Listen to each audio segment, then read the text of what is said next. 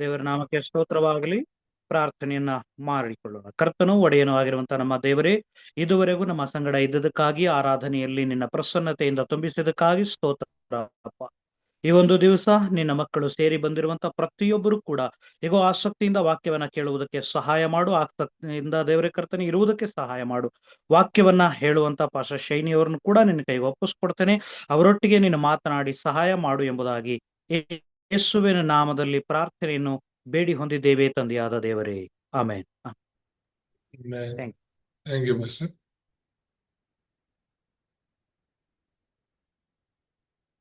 Yes, Pastor.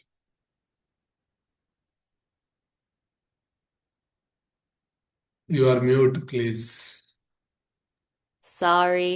We are receiving the message, understanding the word, understanding and enjoyment of the word. ನಾವು ಕಳೆದ ವಾರದಿಂದ ವಾಕ್ಯವನ್ನು ಅರ್ಥ ಮಾಡಿಕೊಳ್ಳುವುದು ಮತ್ತು ಆನಂದಿಸುವುದು ಅನ್ನುವ ಅಂಶದಡಿಯಲ್ಲಿ ಕೇಳ್ತಾ And ಇದ್ದೀವಿ. actually, I just wanted to say this meeting that we have is very important. It's really, we have a system that can truly save ourselves and save our nation. ಆ, ಈ ಒಂದು ವಾಕ್ಯವನ್ನ ಈ ರೀತಿ ಸತತವಾಗಿ ಕೇಳೋದು ತುಂಬಾ ಮುಖ್ಯವಾಗಿದೆ. ಯಾಕಂದ್ರೆ ನಮ್ಮ ಸಭೆಯಲ್ಲಿ ಈ ಒಂದು ವ್ಯವಸ್ಥೆ ಇದೆ. And as you all know, we have to continuously receive training in the gospel because we have a lot of incorrect imprints inside of us. ಯಾಕೆ ನಮಗೆ ಸತತವಾಗಿ ಆ ವಾಕ್ಯವನ್ನ ಕೇಳಿಸ್ಕೊಳ್ಳುವಂತ ವ್ಯವಸ್ಥೆ ಬೇಕು ಅಂತ ಹೇಳಿದ್ರೆ, ಚಿಕ್ಕ ವಯಸ್ಸಿನಿಂದಲೂ ಕೂಡ ನಮ್ಮಲ್ಲಿ ಅನೇಕ ತಪ್ಪಾದ ವಿಷಯಗಳು ಮುದ್ರೆ ಆಗಿವೆ. We have a lot of incidents from Satan. Satan gives us a lot of problems throughout the week, but when we hold firm to the gospel, we are never shaken. ಈ ರೀತಿ ಇರುವುದರಿಂದ ನಾವು ಯಾವಾಗ ದೇವರ ವಾಕ್ಯವನ್ನ ಒಡಂಬಡಿಕೆಯಾಗಿ ಹಿಡ್ಕೊಳ್ತೀವೋ ಆಗ ನಾವು ಕದಲೋದಿಲ್ಲ. That's why when we look at the stream of the gospel, we have to see our life that is within the stream of the gospel. ಹಾಗಾಗಿನೇ ಯಾವಾಗ ನಾವು ಈ ತರ ವಾಕ್ಯನ ಅರ್ಥ ಮಾಡ್ಕೊಳ್ತೀವೋ ಆ ವಾಕ್ಯದ ಅಡಿಯಲ್ಲಿ ವಾಕ್ಯದ ಹರಿವನ್ನ ನಾವು ನೋಡ್ಬೇಕು. And we are living in different regions. We are living in different countries. But the one thing that we are connected is the Covenant for World Evangelization. ನಾವೆಲ್ಲ ಬೇರೆ ಬೇರೆ ಸ್ಥಳಗಳಲ್ಲಿ ಬೇರೆ ಬೇರೆ ದೇಶಗಳಲ್ಲಿ ಜೀವಿಸ್ತಾ ಇರ್ಬೋದು, ಆದ್ರೆ ನಾವೆಲ್ಲರೂ ಒಂದೇ ಹರಿವಿನಲ್ಲಿದ್ದೇವೆ. ಅದು ಲೋಕ ಸುವಾರ್ತೀಕರಣದ ಹರಿವು. So of course the situation in your country, in my country might be different, but one thing that's sure is Satan is alive. Satan is working 24 hours. ನಿಮ್ಮ ದೇಶದಲ್ಲೂ ನಮ್ಮ ದೇಶದಲ್ಲೂ ಪರಿಸ್ಥಿತಿಗಳು ಬೇರೆ ಬೇರೆ ಇರ್ಬೋದು, ಆದ್ರೆ ಒಂದು ಸತ್ಯ ಏನಂದ್ರೆ ಎರಡು ಕಡೆ ಸೈತಾನನೇ ಕಾರ್ಯ ಮಾಡ್ತಾ ಇರೋದು. So that's why God is calling us in our different region, in our different nation. God is saying, restore the gospel in your region, in your nation. ಸೈತಾನಿ ತರ ಒಂದೇ ರೀತಿಯಲ್ಲಿ ಎಲ್ಲಾ ಕಡೆ ಕಾರ್ಯ ಮಾಡ್ತಿರೋದ್ರಿಂದ ನಮ್ಮ ನಮ್ಮ ಕ್ಷೇತ್ರಗಳನ್ನ ದೇಶಗಳನ್ನ ರಕ್ಷಿಸಬೇಕು ಅಂತ ದೇವರು ನಮ್ಮನ್ನ ಕರೆದಿದ್ದಾರೆ. So in the main that we looked at from last week as well, there is the flow of the word. There's the beginning of the word from creation all the way until the end of the world. ಕಳೆದ ವಾರ ನಾವು ಮುಖ್ಯ ಸಂದೇಶದಲ್ಲಿ ಮೊದಲನೇ point ಅನ್ನ ನೋಡ್ತಾ ಇದ್ವಿ, ವಾಕ್ಯದ ಅರಿವು, ನೆರವೇರಿಕೆ ಅರಿವು ಎಂಬುದಾಗಿ. ಅಂದ್ರೆ ಈ ಒಂದು ಆದಿಯಿಂದ ಲೋಕ ಹೇಗೆ ಅಂತ್ಯವಾಗುತ್ತೆ ಅನ್ನೋದ್ರ ಕುರಿತು ನೋಡಿದ್ವಿ. And God created the world in the book of Genesis, and God told us when the end is going to come, Matthew 24:14, when the gospel is preached to all nations.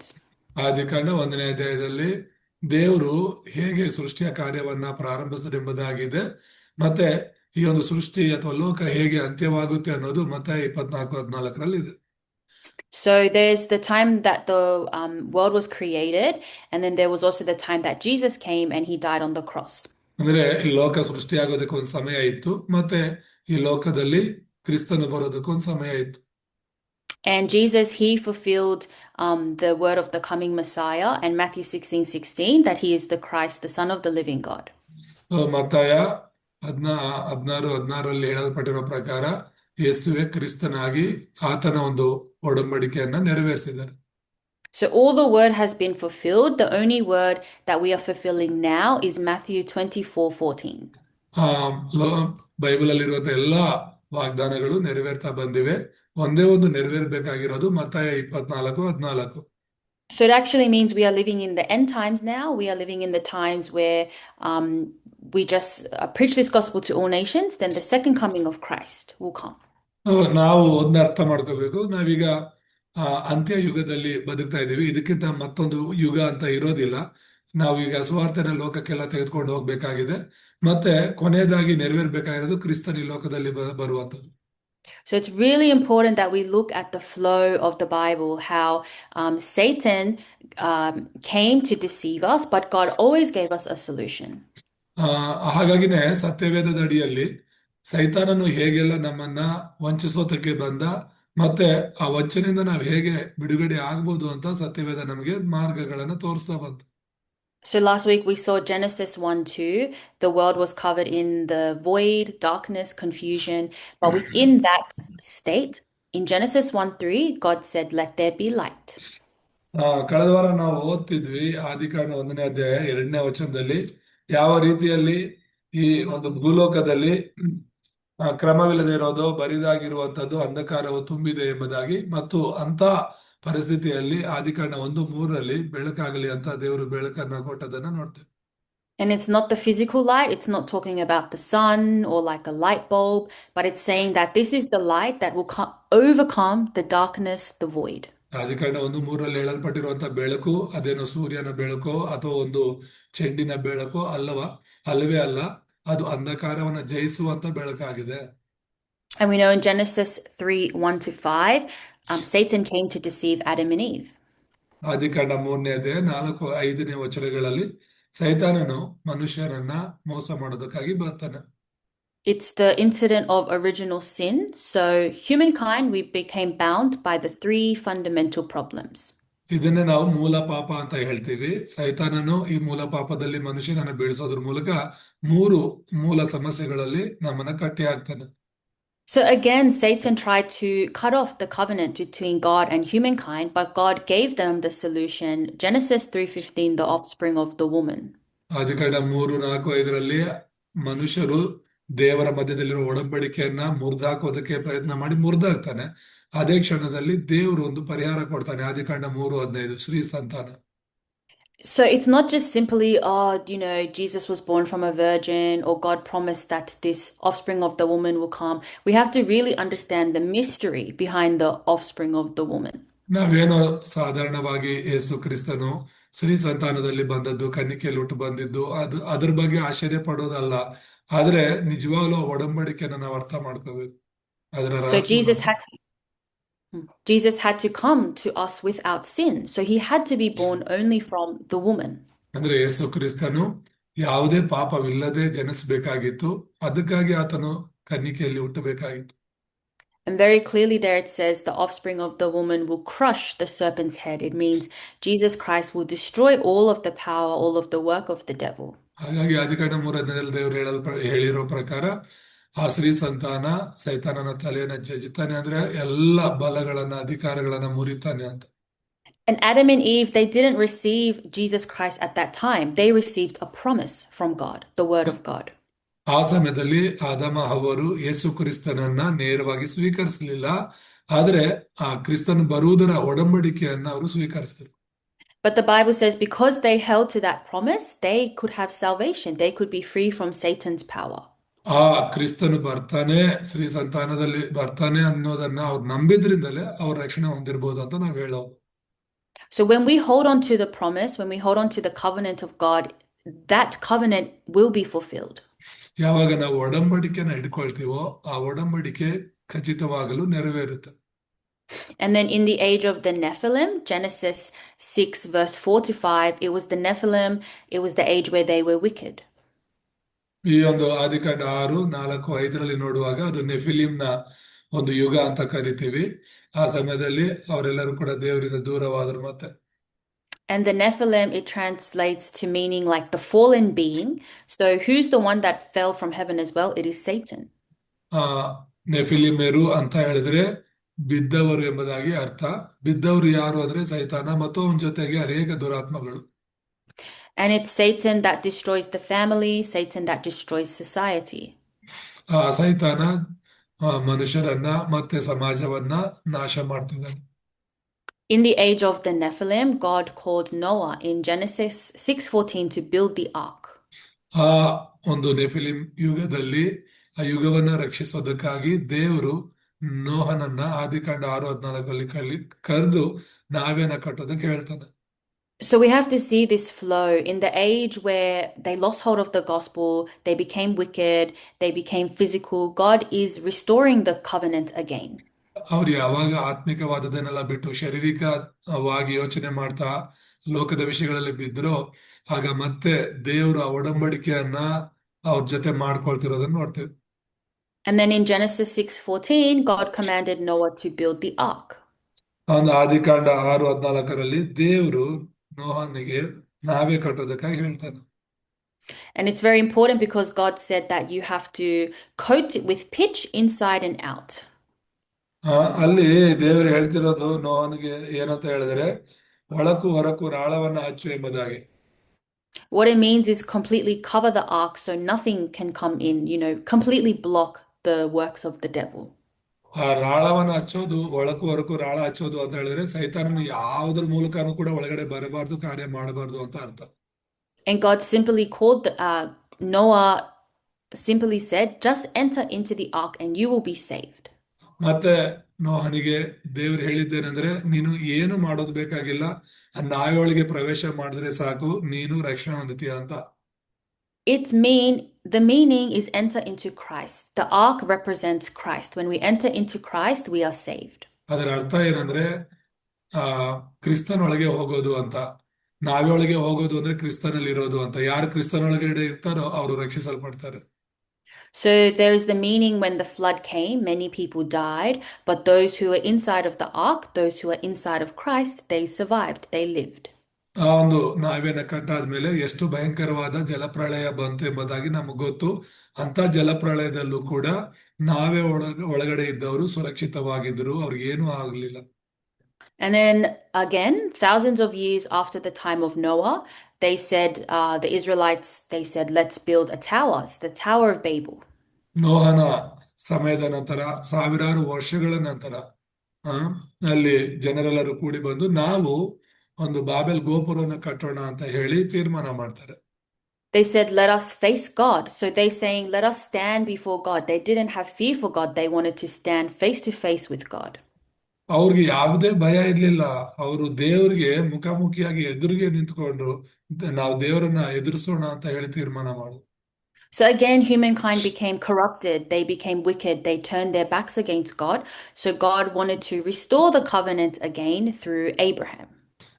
ಆ ಒಂದು ಬಾಬೆಲ್ ಗೋಪುರನ ಕಟ್ಟೋದ್ರ ಮೂಲಕ ಅವರು ದೇವರ ಒಡಂಬಡಿಕೆಯನ್ನ ಮತ್ತೆ ಮುರಿದು ಬಿಟ್ರು. ಹಾಗಾಗಿ ಆ ಒಂದು ಒಡಂಬಡಿಕೆಯನ್ನ ದೇವರು ಮತ್ತೆ ಕಟ್ಟಬೇಕಾಗಿತ್ತು. ಹಾಗಾಗಿ ದೇವರು ಆದಿಕಾಂಡ 12:1-3 ಅಬ್ರಹಾಮನನ್ನು ಕರೀತಾರೆ. Very important that in Genesis 12:1-3, when God called Abraham, he said to leave your country, leave your people, leave your father's household. ಆ ದೇವರು ಅಬ್ರಹಾಮನನ್ನ ಕರೆಯುವಾಗ ತುಂಬಾ ಮುಖ್ಯವಾದ ಒಡಂಬಡಿಕೆ ಮಾಡ್ಕೊಂಡದ್ದು, ನೀನು ನಿನ್ನ ಸ್ವದೇಶವನ್ನು, ಬಂಧು ಬಳಗವನ್ನು, ತಂದೆಯ ಮನೆಯನ್ನು ಬಿಡಬೇಕು ಅಂತ. What it means is Abraham, he came from the family line where they made idols. ಯಾಕೆ ಅದನ್ನ ದೇವರು ಹೇಳಿದ್ರು ಅಂತ ಹೇಳಿದ್ರೆ ಅಬ್ರಹಾಮನು ಜೀವಿಸ್ತಾ ಇದ್ದಿದ್ದು ವಿಗ್ರಹಾರಾಧನೆ ಮಾಡುವಂತಹ ಸ್ಥಳದಲ್ಲೂ ಕುಟುಂಬದಲ್ಲೂ. So God is saying to leave that place. If you remain in that place, you will be destroyed. ಹಾಗಾಗಿನೇ ದೇವರು ಆ ಸ್ಥಳವನ್ನ ನೀನು ಬಿಡಬೇಕು ಅಂತ ಹೇಳಿದ್ದು. ಒಂದು ವೇಳೆ ಅಲ್ಲೇ ಇರೋದಾದ್ರೆ ನೀನು ನಾಶವಾಗ್ತೀಯ ಅಂತ ದೇವರು ಹೇಳಿದ್ರು. So he's saying, come out of the curses and disasters, go into the land that I will show you. ಹಾಗಾಗಿನೇ ನೀನು ಅದನ್ನೆಲ್ಲ ಬಿಟ್ಟು ಆ ದೇಶವನ್ನ ಬಿಟ್ಟು ಬಂದ್ರೆ ನಾನ್ ತೋರಿಸುವಂತ ದೇಶಕ್ಕೆ ನೀನು ಹೋದ್ರೆ ರಕ್ಷಣೆ ಹೊಂದುತ್ತೀಯ ಅಂತ. And God called Abraham to go to the land of Canaan. The meaning of the land of Canaan is that God will send the Messiah to that land. ದೇವರು ಯಾಕೆ ಅಬ್ರಹಾಮನನ್ನ ಆ ಒಂದು ವಾಗ್ದಾನ ಮಾಡಿದಂತ ದೇಶಕ್ಕೆ ಕಳಿಸ್ತರು ಅಂತ ಹೇಳಿದ್ರೆ ಅಲ್ಲಿ ವಾಗ್ದಾನ ಮಾಡಿದ ಕ್ರಿಸ್ತನು ಬರ್ತಾನೆ. ಹಾಗಾಗಿ ಅದಕ್ಕಿಂತ ಮುಂಚಿತವಾಗಿ ಇವನನ್ನು ಕಳಿಸ್ತಾನೆ. So in that age, Abraham was called as the main figure to restore the covenant again. ಅಬ್ರಹಾಮನು ಆ ರೀತಿಯಾಗಿ ಒಂದು ದೇವರ ಒಡಂಬಡಿಕೆಯನ್ನು ಮರುಸ್ಥಾಪಿಸಿದಂತಹ ಮುಖ್ಯ ವ್ಯಕ್ತಿಯಾಗಿ ಕರೀತಾರೆ.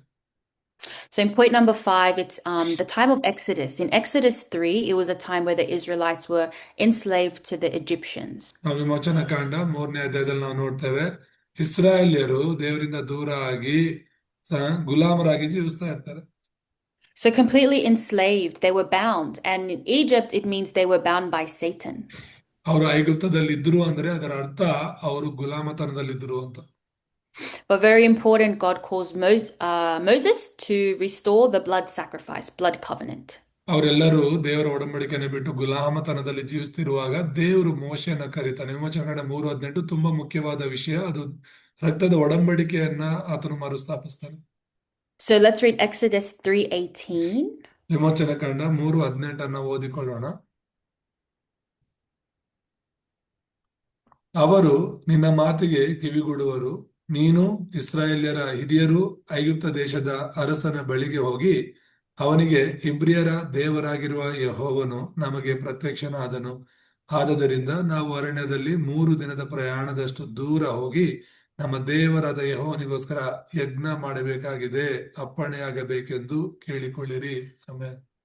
Amen. So God is calling Moses to lead the Israelites to restore the blood sacrifice. ದೇವರು ಮೋಶೆಗೆ ಹೇಳ್ತಾ ಇರೋದು, ಜನರನ್ನ ಈ ಐಗುಪ್ತದಿಂದ ಹೊರಗಡೆ ಕರ್ಕೊಂಡೋಗಿ ಆ ಯಜ್ಞವನ್ನ ಅರ್ಪಣೆ ಮಾಡೋದನ್ನ ಹೇಳು ಅಂತ. So the Israelites, they lost hold of the gospel again. That's why they became enslaved. But through the blood sacrifice, they put the blood of the lamb on their door frames. ಅವರು ದೇವರಿಂದ ದೂರ ಆಗಿ ಒಡಂಬಡಿಕೆನ ಕಳ್ಕೊಂಡಿದ್ದರಿಂದಲೇ ದೇವರು ಮೋಶೆ ಮೂಲಕ ರಕ್ತದ ಒಡಂಬಡಿಕೆನ ಮರುಸ್ಥಾಪಿಸಿ ಆ ರಕ್ತವನ್ನ ಅವರು ಅವರ ಮನೆಯ ನಿಲುವುಗಳಿಗೆ ಹಚ್ಚುವುದರ ಮೂಲಕ ರಕ್ಷಣೆ ಹೊಂದೋದಕ್ಕೆ ಹೇಳಿದ್ರು. So God is saying that the method to come out of your slavery is you have to hold on to the blood covenant. ದೇವರು ಇಲ್ಲಿ ಹೇಳ್ತಾ ಇರೋದು, ನೀನು ನಿನ್ನ ದಾಸತ್ವದಿಂದ ಅಥವಾ ಗುಲಾಮತನದಿಂದ ಹೊರಗಡೆ ಬರಬೇಕು ಅಂದ್ರೆ ರಕ್ತವನ್ನ ಹಿಡ್ಕೋಬೇಕು ಅಂತ. And at the time, the Israelites were enslaved for 430 years. But even if they can't restore the blood sacrifice, they will be enslaved for many years, 4,000 years even. ಇಲ್ಲಿ ನಾವು ನೋಡ್ತೇವೆ, ಅವರು ದೇವರ ಒಡಂಬಡಿಕೆಯನ್ನ ಮರ್ತು ಬಿಟ್ಟಿದ್ರಿಂದ 430 ವರ್ಷಗಳು ಅವರು ಗುಲಾಮತನದಲ್ಲಿದ್ರು ಐಗುಪ್ತದಲ್ಲಿ. ಒಂದು ವೇಳೆ ಅವರು ರಕ್ತದ ಒಡಂಬಡಿಕೆನ ಹಿಡ್ಕೊಂಡಿಲ್ಲ ಅಂದಿದ್ರೆ 4,000 ವರ್ಷಗಳು ಅವರಲ್ಲಿ ಗುಲಾಮರಾಗಿದ್ರು, ಆಶ್ಚರ್ಯ ಇಲ್ಲ. And the meaning is that the blood covenant, when we restore the blood covenant, we break down the curses and disasters. ಯಾವಾಗ ನಾವು ರಕ್ತದ ಒಡಂಬಡಿಕೆನ ಇಟ್ಕೊಳ್ತೀವೋ ಆಗ ಶಾಪಗಳನ್ನ ಪಾಪಗಳನ್ನ ನಾವು ಮುರಿಯೋದಕ್ಕೆ ಅವಕಾಶ ಇದೆ. So it was the time when the time of the 10 plagues, and then the death plague came. But those who had the blood on the door frames, they were saved. ಐಗುಪ್ತದಲ್ಲಿ ಒಂದಲ್ಲ ಎರಡಲ್ಲ 10 ಉಪದ್ರವಗಳು ಬರೋದನ್ನ ನಾವು ನೋಡ್ತೀವಿ. ಕೊನೆಯ ಉಪದ್ರವ ಬಂದು ಎಲ್ಲರ ಮನೆಗಳಲ್ಲಿ ಆ ಸಾವು ಸಂಭವಿಸೋದು ನೋಡ್ತೀವಿ, ಐಗುಪ್ತರ ಮನೆಗಳಲ್ಲಿ. So God really, He's continuously using His people of the covenant to restore the gospel age by age. ಆದ್ರೆ ಯಾರು ಆ ರಕ್ತವನ್ನ ಬಾಗಿಲಿಗೆ ಹಚ್ಚಿರ್ತಾರೋ ಅವರು ರಕ್ಷಣೆ ಹೊಂದ್ತಾರೆ. ಹೀಗೆ ದೇವರು ಒಂದೊಂದು ಯುಗದಲ್ಲೂ ಕೂಡ ಒಡಂಬಡಿಕೆನ ಮರುಸ್ಥಾಪಿಸ್ತಾನೆ ಬಂದಿದ್ದಾರೆ. And in the time of Isaiah, in Isaiah 6, they were captives. They were captives under Assyria and Babylon. ಮತ್ತೆ 6ನೇದಾಗಿ ಯೆಶಯ 6ನೇ ಅಧ್ಯಾಯದಲ್ಲಿ ನಾವು ನೋಡೋದಾದ್ರೆ ಅವರು ಬಾಬೆಲಲ್ಲಿ ಸೆರೆಯಾಳುಗಳಾಗಿರೋದನ್ನ ನಾವು ನೋಡ್ತೇವೆ. So they have no hope, and because they lost hold of the gospel again, they have no choice but to become captive under the powerful nation. ಇಸ್ರಾಯೇಲರು ಇದ್ದುಕೊಂಡು ಕೂಡ ದೇವರ ಒಡಂಬಡಿಕೆಯನ್ನ ಅವರು ಮರ್ತು ಬಿಟ್ರು, ದೇವರಿಂದ ಅವರು ದೂರ ಆದ್ರು. ಹಾಗಾಗಿ ಬೇರೆ ದಾರಿ ಇಲ್ಲದೆ ಅವರು ಬಾಬೆಲಿಗೆ ಸೆರೆಯಾಳಾಗಿ ಹೋಗ್ಬೇಕಾಗಿತ್ತು. So God, He never remains still. So God gave them the word in Isaiah 7:14, the promise of Emmanuel. ಅವರು ಪದೇ ಪದೇ ದೇವರಿಂದ ದೂರ ಆದ್ರು, ದೇವ್ರು ಸುಮ್ಮನೆ ಇರ್ಲಿಲ್ಲ. ಮತ್ತೆ ಯೆಶಾಯ 7:14 ಒಂದು ಇಮ್ಮಾನುವೇಲನ ಒಡಂಬಡಿಕೆಯನ್ನ ಅವ್ರಿಗೆ ಕೊಡ್ತಾರೆ. So we know Isaiah 7:14 very well. It's the promise that He will give us the blessing of Emmanuel and that God will be with us. Meaning of Emmanuel is God is with us. ಯೆಶಾಯ 7:14 ಆ ಒಂದು ಕನ್ನಿಕೆಯಲ್ಲಿ ಹುಟ್ಟಿ ಬರುವಂತ ಮೂಲಕ ಆ Immanuel ಆಶೀರ್ವಾದವನ್ನ ಕೊಡೋದು ನೋಡ್ತೀವಿ. Immanuel ಅಂದ್ರೆ ದೇವ್ರು ಮತ್ತೆ ಅವ್ರ ಜೊತೆ ಇರ್ತೀನಿ ಅಂತ ವಾಗ್ದಾನ ಮಾಡ್ತಿದ್ದಾರೆ. So God is reminding them again that I will be with you, and that I'm reminding you that I will restore through the blessing of Emmanuel. ದೇವ್ರು ಹೇಳ್ತಿರೋದು ಈ ವಚನದ ಮೂಲಕ ಏನಂದ್ರೆ, ನಾನು ನಿಮ್ ಜೊತೆ ಇರ್ತೀನಿ ಅಂತ ಹೇಳ್ಬಿಟ್ಟು. ಸೊ ಆ ಇಮ್ಮಾನುವೇಲ್ ಆಶೀರ್ವಾದವನ್ನ ದೇವ್ರು ಮರುಸ್ಥಾಪನೆ ಮಾಡ್ತಿದ್ದಾರೆ. And then it's the age of colonization in Matthew 16.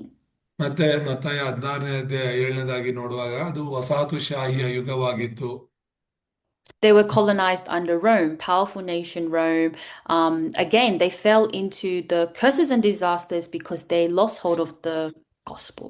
ವಸಾಹತುಶಾಹಿ ಅಂದ್ರೆ ಈಗ ಐಗುಪ್ತಕ್ಕೆ ಅವ್ರು ಗುಲಾಮರಾಗಿ ಹೋಗಿದ್ರು, ಬಾಬೆಲ್ಗೆ ಅವರು ಸೆರೆಯಾಳಾಗಿ ಹೋಗಿದ್ರು. ಆದ್ರೆ ವಸಾಹತುಶಾಹಿ ಅಂದ್ರೆ ಅವರೆಲ್ಲೂ ಹೋಗಿಲ್ಲ, ಆ ರೋಮಾಪುರದವರೇ ಅಲ್ಲಿಗೆ ಬಂದು ಅವರನ್ನ ಗುಲಾಮತನದಲ್ಲಿ ಇಟ್ಟಿದ್ರು ಅಂತ ನೋಡ್ತೇವೆ. So in that time, God wants to remind them, God always wants to remind them, I gave you this promise. I gave you the promise of the offspring of the woman. I gave you the promise of Emmanuel. I'm giving you the promise of the Christ. So, ಈ ಒಂದು ವಸಾಹತು ಯುಗದಲ್ಲಿ ದೇವರು ಹೇಳ್ತಾ ಇರೋದು, ನಿಮಗೆ ಸ್ತ್ರೀ ಸಂತಾನದ ಅನ್ನ ಒಡಂಬಡಿಕೆಯಾಗಿ ಕೊಟ್ಟೆ, ರಕ್ತದ ಒಡಂಬಡಿಕೆನ ಒಡಂಬಡಿಕೆಯಾಗಿ ಕೊಟ್ಟೆ, ಆದ್ರೆ ಈಗ ಕ್ರಿಸ್ತನನ್ನೇ ನಾನು ಕೊಡ್ತಿದ್ದೀನಿ ಎಂಬುದಾಗಿ. So in the time of colonization, God allows Simon Peter to give the confession, Jesus, you are the Christ, the Son of the living God. ಆ ವಸಾಹತು ಶಾಹಿ ಯುಗದಲ್ಲಿ ದೇವರು ಮತ್ತಾಯ 16:16 ಸಿಮೋನ್ ಪೇತ್ರನ ಮೂಲಕ ಆತನೇ ಕ್ರಿಸ್ತನೆಂಬ ಅರಿಕೆಯನ್ನ ಮಾಡುವಂತೆ ಮಾಡ್ತಾನೆ.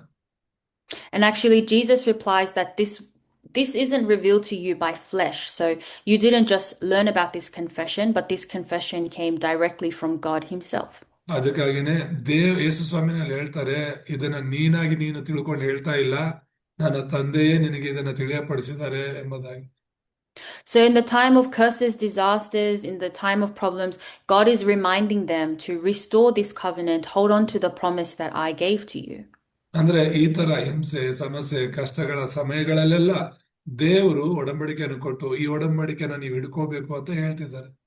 So we have a lot of suffering, we have a lot of problems in our personal life, but when we lose hold of the promise of the word of God, that's when Satan attacks us. ನಾವು ಅನೇಕ ಸಮಸ್ಯೆಗಳು, ಕಷ್ಟಗಳ ಮೂಲಕ ಹಾದು ಹೋಗ್ತಾ ಇರ್ಬೋದು, ಆದ್ರೆ ಯಾವಾಗ ನಾವು ಒಡಂಬಡಿಕೆನ ಬಿಡ್ತೀವೋ ಆಗಲೇ ಸೈತಾನ ನಮ್ಮನ್ನ ಮೋಸ ಮಾಡ್ಲಿಕ್ಕೆ.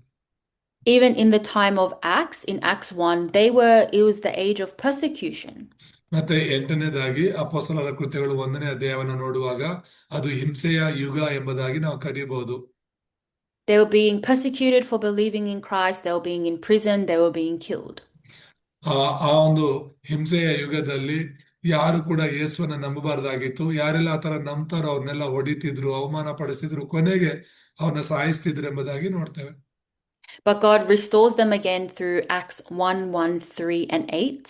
ಆ ಹಿಂಸೆಯ ಯುಗದಲ್ಲಿ ಕೂಡ ದೇವರು ತನ್ನ ಮಕ್ಕಳನ್ನ ಅಪೊಸ್ತಲರು 1ನೇ ಅಧ್ಯಾಯ 1, 3, 8 ಮೂಲಕ ಅವರನ್ನ ಕಾಪಾಡ್ತಾರೆ. Acts 1, it is the confession again that Jesus is the Christ. ಅಪೊಸ್ತಲರು 1:1 ಅಂತ ಹೇಳಿದ್ರೆ ಕೇವಲ ಕ್ರಿಸ್ತನು ಅಂತ ಹೇಳ್ಬಿಟ್ಟು. Acts 1:3, we have to enjoy the kingdom of God. ಮತ್ತೆ ಅಪೊಸ್ತಲರು 1:3 ಅಂತ ಹೇಳಿದ್ರೆ ಅದು ದೇವರ ರಾಜ್ಯವನ್ನ ನಾವು ಆನಂದಿಸೋದು ಅಂತ ಅರ್ಥ. And then in Acts 1:8, it is the works of the Holy Spirit. ಮತ್ತೆ ಅಪೊಸ್ತಲರು 1:8 ಪರಿಶುದ್ಧಾತ್ಮನ ನಾವು ಆನಂದಿಸೋದು ಅಂತ ಹೇಳಿ. So in this age, God is saying that only the mystery of Christ can solve all the problems of our life. ಇದು ನಾವೀಗ ಹಿಂಸೆ ಯುಗದಲ್ಲಿ ಇದೀವಿ ಅಂತ ಅನಿಸಿದ್ರು ಕೂಡ ಕೇವಲ ಕ್ರಿಸ್ತನ ಮೂಲಕನೇ ನಮಗೆ ಬಿಡುಗಡೆ ಆಗುತ್ತೆ. And he's saying that in this age of persecution, I will make you the true witness to restore the gospel. ಈ ಒಂದು ಹಿಂಸೆಯ ಯುಗದಲ್ಲೂ ಕೂಡ ನಾನು ನಿಮ್ಮನ್ನ ನಿಜವಾದ ಸಾಕ್ಷಿಗಳಾಗಿ ಮಾರ್ಪಡಿಸ್ತೀನಿ ಅಂತ ದೇವರು ಹೇಳ್ತಿದ್ದಾರೆ. And then there was the age where they had the religious reformation. So there's the medieval age. In the medieval times, they lost hold of the gospel again. ಮತ್ತೆ 9ನೇದಾಗಿ ಮಧ್ಯಕಾಲೀನ ಯುಗ ಅಂತ ಕರಿತೀವಿ, 1917 ಸೊ ಅವರು ಏನ್ ಮಾಡ್ತಾರೆ ಅಂದ್ರೆ ಸುವಾರ್ತೆಯನ್ನ ಕಳ್ಕೊಬಿಡ್ತಾರೆ. So through the historic figure Martin Luther, in 1517, they had a religious reformation. So ಅಲ್ಲಿವರೆಗೂ ಆ ಮಧ್ಯಕಾಲೀನ ಸಭೆ, ಮಧ್ಯಕಾಲೀನ ಯುಗ ಸುವಾರ್ತೆನ ಕಳ್ಕೊಬಿಡಿರುತ್ತೆ. ಆದ್ರೆ ಮಾರ್ಟಿನ್ ಲೂಥರ್ ಅನ್ನುವಂತ ಒಬ್ಬ ಶ್ರೇಷ್ಠ ವ್ಯಕ್ತಿಯ ಮೂಲಕ 1517 ಆತನನ್ನ ಕರೀತಾರೆ. So in the medieval age, they all talk about church authority. The church authority is the most important thing. But Martin Luther is reminding them again that we are saved by faith. ಮಧ್ಯಕಾಲೀನ ಯುಗದಲ್ಲಿ ಇದ್ದಂತ ಸಮಸ್ಯೆ ಏನು ಅಂತ ಹೇಳಿದ್ರೆ, ಸಭೆಯಲ್ಲಿ ಸಭಾಧಿಕಾರಿಗಳೇ ಮುಖ್ಯ, ಹಿರಿಯರೇ ಮುಖ್ಯ, ಸೇವಕರೇ ಮುಖ್ಯ ಅಂತ ಹೇಳ್ಬಿಟ್ಟು ಅವ್ರಿಗೆ ಹೆಚ್ಚಿನ ಸ್ಥಾನಮಾನ ಗೌರವ ಕೊಡ್ತಾ ಇದ್ರು. ಆದ್ರೆ ಮಾರ್ಟಿನ್ ಲೂಥರ್ ಅನ್ನುವಂಥವ್ರು ಬಂದು ಸುವಾರ್ತೆಗೆ ಅವಕಾಶ ಕೊಟ್ರು, ಮತ್ತೆ ನಾವು ನಂಬಿಕೆಯಿಂದಲೇ ರಕ್ಷಣೆ ಹೊಂದುತ್ತೀವಿ ಅನ್ನೋದನ್ನ ಮೊದಲು ಹೇಳಿದ್ದ ಆತನು. So let's confirm Romans 1:16-17. ರೋಮಪುರ 1ನೇ ಅಧ್ಯಾಯ 16-17 ಯಾರಾದ್ರೂ ಓದೋಣ.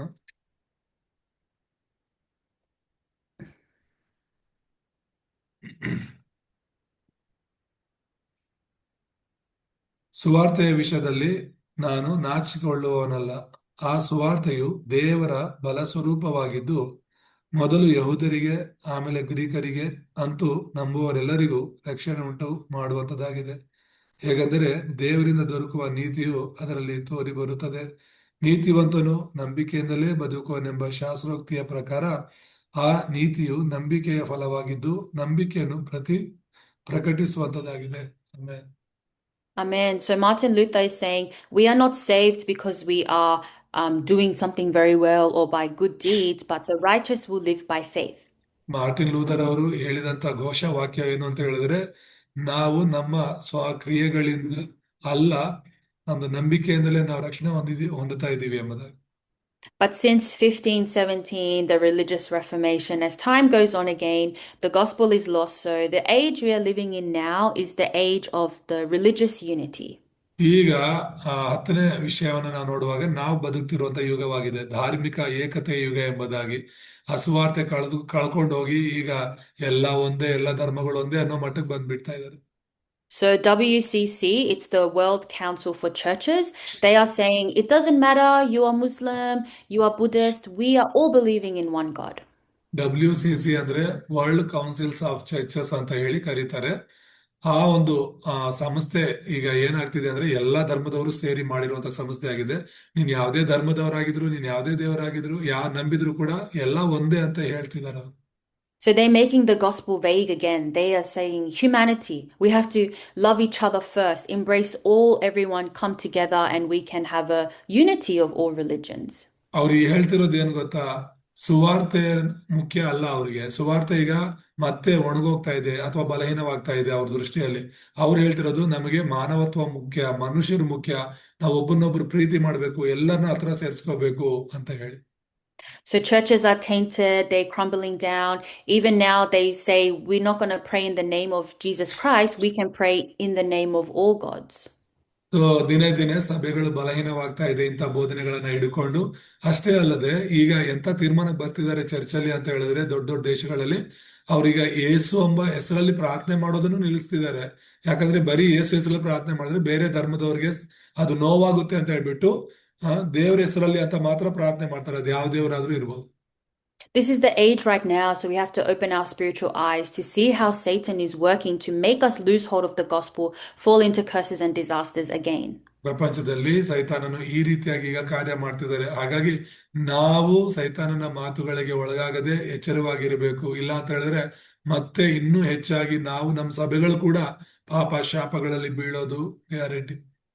So there's curses, disasters, earthquakes all over the world because there is no one there to truly block the disasters in that region. ಪಾಪಗಳು, ಶಾಪಗಳು ಮತ್ತೆ ಈ ತರ ಭೂಕಂಪಗಳಾಗಿ ನೂರಾರು ಜನ, ಸಾವಿರಾರು ಜನ ಸಾಯ್ತಿದ್ದಾರೆ. ಯಾಕೆ ಈ ತರ ಎಲ್ಲ ಆಗ್ತಿದೆ ಅಂದ್ರೆ ಆ ಪ್ರಾಂತ್ಯಗಳಲ್ಲಿ ಆ ಒಂದು ವಿಪತ್ತುಗಳನ್ನ ತಡೆಯುವಂತ ಸೇವಕರು, ಸಭೆಗಳು ಇಲ್ಲ.